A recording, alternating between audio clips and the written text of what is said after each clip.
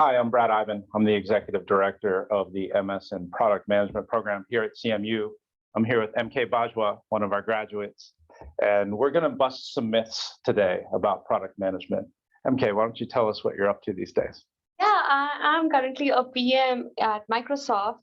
This year, I was a MSPM alum last year. That's 2021. So yeah, pretty excited to bust all the myths together. All right. So we'll start with a big one first, Okay. MK. Sure. I've heard a myth that the tech world is just for men. Oh Tell my me about God, that. that's like so old. But yeah, like I know that many people still think that tech is a men-dominated area, but that's not true. Like 50% of our 40 to 50% of our cohort was women, right? Yeah. Oh yeah, like that's a huge number. And also in the industry today, like I have like PM colleagues all in Microsoft and different other companies that I've worked with. But yeah, like that's a myth for sure. Excellent. Yeah.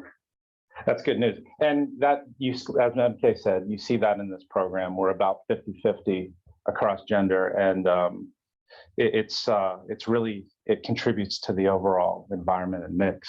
Yeah. Here's another big one. A master's program is a waste of time and money. Oh yeah, that's an important one. So I totally get it, like because you are coming out of the industry for 1 year and it's like, oh, like 1 year coming out, will it be worth it or not? But it's a myth. Like there is a 1 year program like MSPM where you come here, invest for just 1 year, and you are out with a product management job. So yeah, it's definitely a good ROI. Tell me about the internship. Oh yeah, so it's like you start.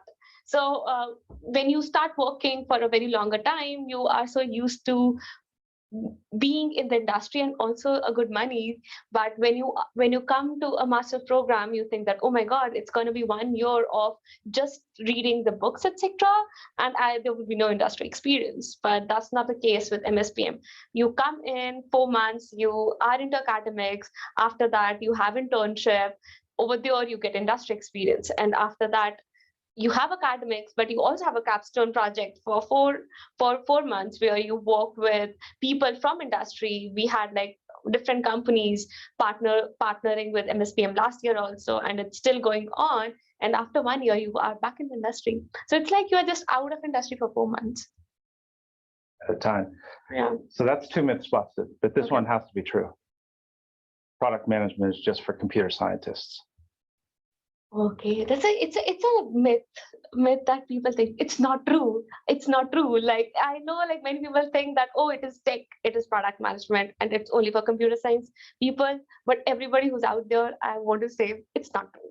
And when we look at the cohort, like people are coming from all different backgrounds. There are people from finance, there are people who are analysts, there are people who are into customer success backgrounds, there have been people from design. So it's like people from every diverse component is doing this program. And I feel like that's very critical for product management. Don't you think, Brad? Like you should have design, tech, every strength, every muscle. Yeah, the one of the most interesting mixes is that we have people that were project managers, people that were entrepreneurs, people that were engineers of different types, people from really deep and rich and mixed data scientists, backgrounds that come together and really look at problems through different lenses. And so you've ruined all three of my myths so far. I'm kind of getting irritated about it.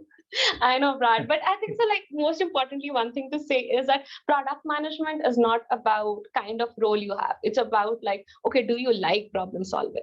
So if you enjoy problem solving, you will enjoy it. So if you have that, like more than degree, I think that's important.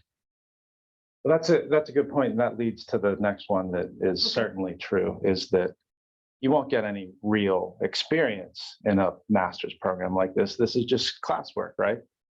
Yeah, that I hope that was true, Brad, but I'm sorry, like that's not how you have designed the program. So like I said, you are just out of like industry for 4 months, but then also the projects that you're doing and collaborating with are like, okay, how you'll improve the current existing products and market.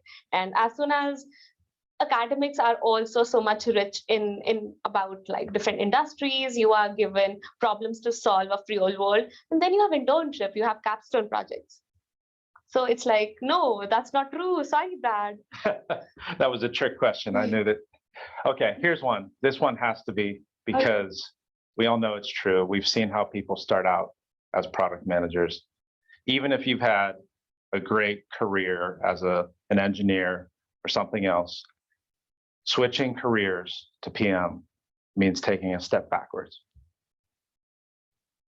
That's what everybody feels. But to be honest, everyone, it's still a myth.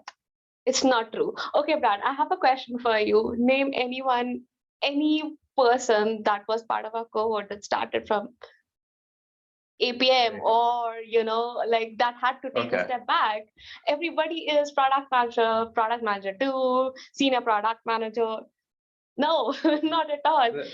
Just name one, Brad. No, there's a lot of seniors in there. Yeah, a lot of seniors in there. Yeah, it's the results are tough to argue with, unfortunately. You got me on all 5 myths. Yeah, it's like 100% of them have like excelled in their career after this program. So like, I'm sorry, Brad, it's a myth. All right. Well, that's all for this. We'll probably turn this into a series, but you tackled some of the big killer myths so far. So but admissions is open right now. It's early May, and you still have time to get an application in for round 1. I encourage everyone watching to do so now that you know that the myths aren't true.